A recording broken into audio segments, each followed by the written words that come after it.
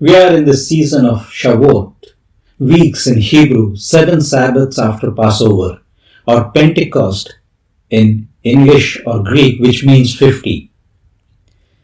Jesus, before his ascension, asked his disciples to wait for the promise of the Father and said, "You shall receive power when the Holy Spirit has come upon you, and you shall be witness to me." When we receive this baptism in the Holy Spirit, which is promised to us, we receive power to witness Jesus. When the Holy Spirit comes upon us, He releases something of heaven on us.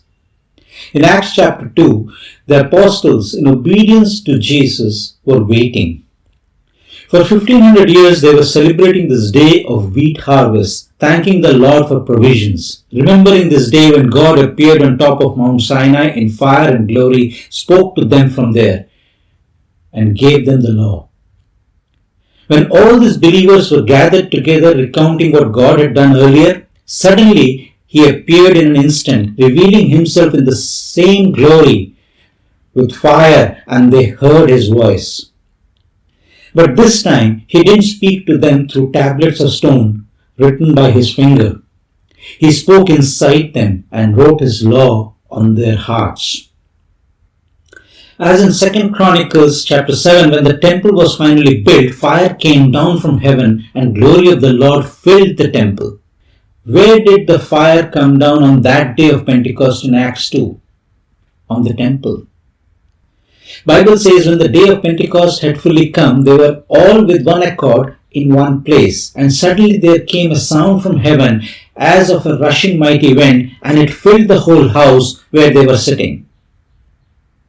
The last prayer of Jesus to the Father was that we as the church would be one, in unity, in one accord.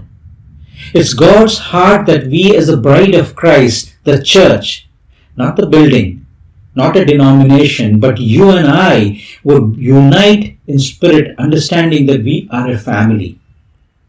One sheep lost out of 100 is a 1% loss economically. In a family, if you lost one, all of us lost one, and none of us will have peace till the one lost comes back. In unity together, we can make a difference and impact in the world. That those who don't know God and His love would see God's liquid love flowing through us, and our love for each other and the love for the people in our community. When we unite together, it not only pleases God, but that's when God moves. We are still in that same move of the Holy Spirit as was on that day of the Pentecost. Let's come together. Let's pray. Father, as one body, we come together in unity, in one accord to worship you, to conform to the image of Christ, that we as sons uphold the glory.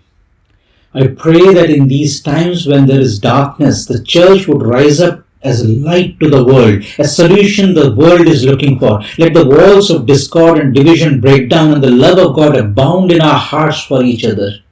Let the pain in one be pain for all, and a loss for one be a loss for all. As a family, we unite to serve each other. Let honor and love reign supreme in our hearts. I pray for Israel. I declare the shalom of God in Jerusalem. The presence of peace Himself be their portion. Let the eyes of their heart be opened that they may come in the fullness of knowledge of Jesus Christ as their resurrected King. Thank you, Lord, for guarding them and protecting them. Let all those who rise against them be confounded. Let every weapon, evil strategies, and enmity formed against them be shattered as they draw near to you and seek your face. I ask this in the matchless name of our Lord Jesus Christ. Amen. God bless you.